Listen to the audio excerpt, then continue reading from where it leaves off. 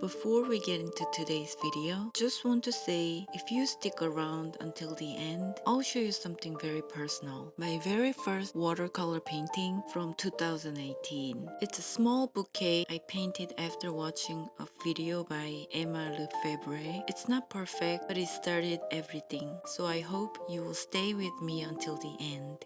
Hi everyone, thank you so much for the love on that video I made earlier where I shared a clean and minimal color chart using the Zorn palette. Honestly, I didn't expect it to get that much attention, but there's something I didn't show you. I went through so many messy pages like this. No plan, no labels, no pressure, just mixing and playing.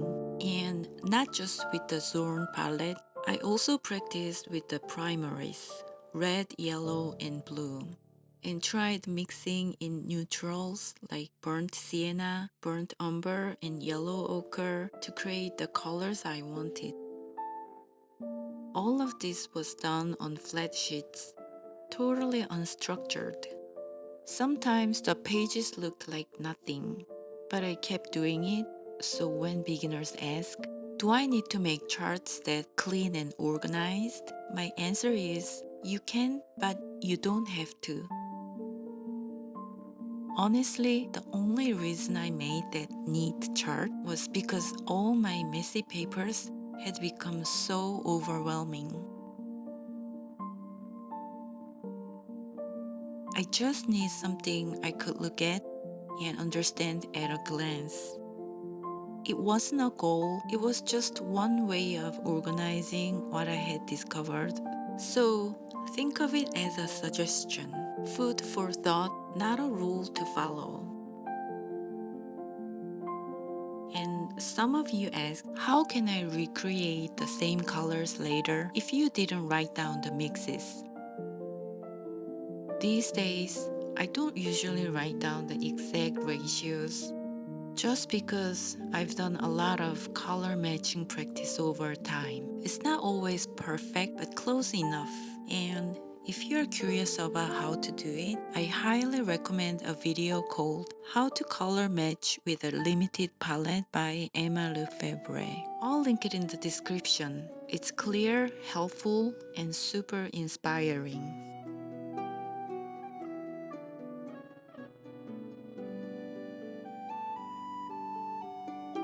There's something else I want to talk about. Maybe it's even more important. I've never been someone who paints every day. Sometimes I stopped for a month, sometimes even 6. But I always came back, and I think that's what matters most.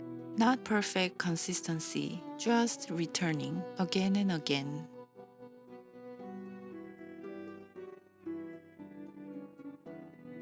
If I had painted every single day, I probably would have made more progress by now. But my life didn't work that way. And honestly, I'm content with how far I've come.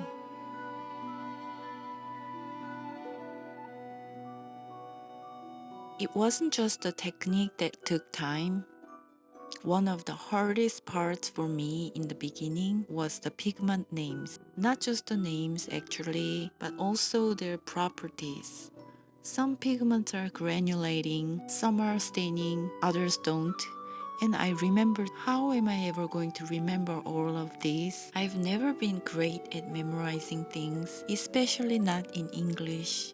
And especially not chemical sounding words like quinacridone rose or phthalo blue. It felt kind of overwhelming. Not hopeless, but definitely more than I thought I could handle at first.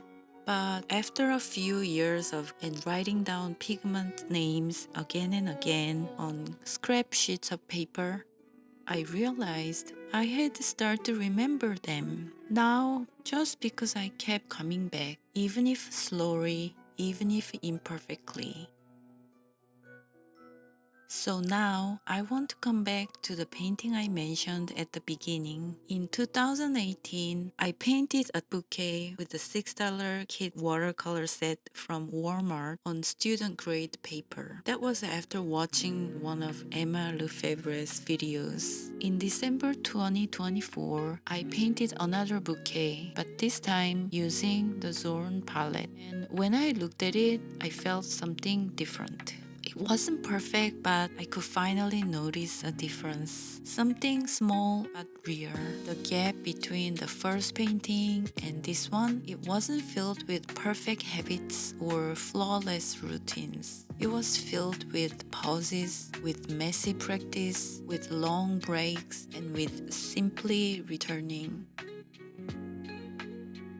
So now, as promised, here is the very first watercolor painting I ever made.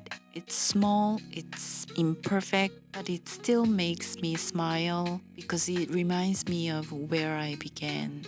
And if you're curious, the video I followed back then was from Emma Lefebvre. I'll leave a link in the description below in case you want to check it out. Thanks for watching and happy painting! Bye!